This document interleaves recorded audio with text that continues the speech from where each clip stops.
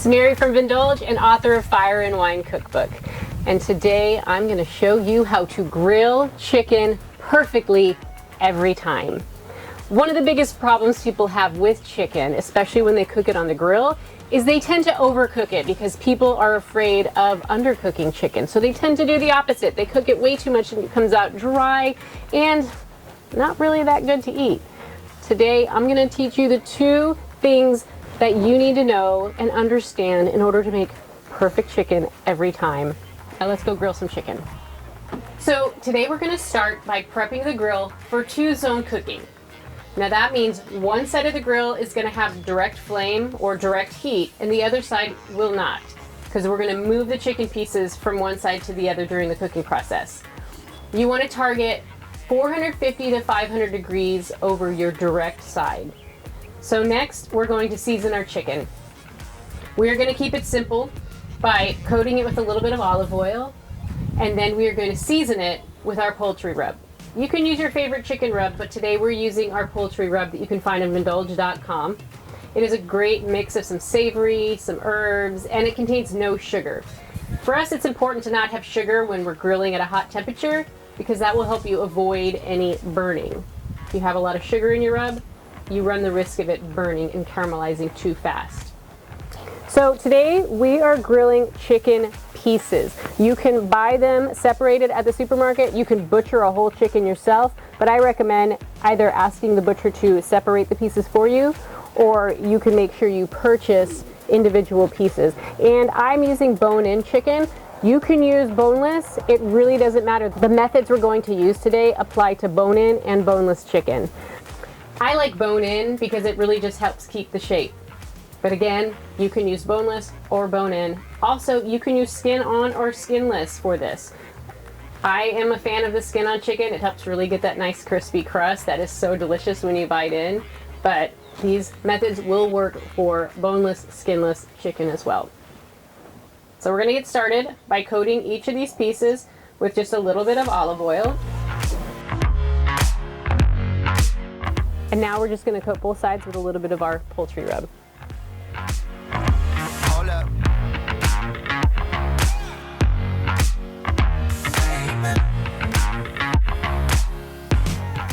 Just getting each piece nice and coated with this delicious poultry rub.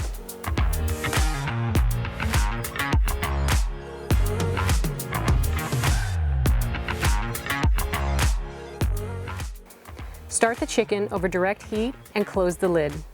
The goal is to get a nice crust on the outside of the chicken and not burn it. We're going to grill for about 5 minutes and then flip and repeat over direct heat for the other side. Now that both sides of the chicken have a nice crust, this is where we're going to move the chicken to the indirect side of the grill and close the grill and continue cooking it from there. Since the chicken is over indirect heat now, it won't scorch or burn while you're bringing the internal temperature up to your desired finishing temperature. This is one of the key elements of perfectly grilled chicken, and it works on most grill types. The second key element is knowing when your chicken is done. To do this, you're going to need a good instant read thermometer. So when it comes to cooking temperatures for chicken, the USDA recommends 165 degrees for chicken, and that's really to kill off any foodborne pathogens that might be on the chicken. But it's a little more complicated than that. When it comes to chicken breasts, you can safely remove your chicken breast, whether it's bone-in or boneless, skinless chicken breast. You can remove it at about 160 degrees because the outside temperature of the meat is going to keep cooking the inside temperature until it gets to 165 degrees. That's called carryover cooking, and that will happen. And then once your chicken reaches 165 as it's been resting, that is the perfect temperature for the white meat, for those chicken breasts. But when it comes to the dark meat, so the thighs, the drums, we like to cook those to 170 degrees. And that's really to allow some of the connective tissue to really break down. And that's going to keep you from getting that chicken that could be rubbery or unpleasant. I know you've all had that. So we're going to pull our dark meat at 170 degrees and let that rest for a few minutes. And that's going to be the perfect temperature to pull your chicken.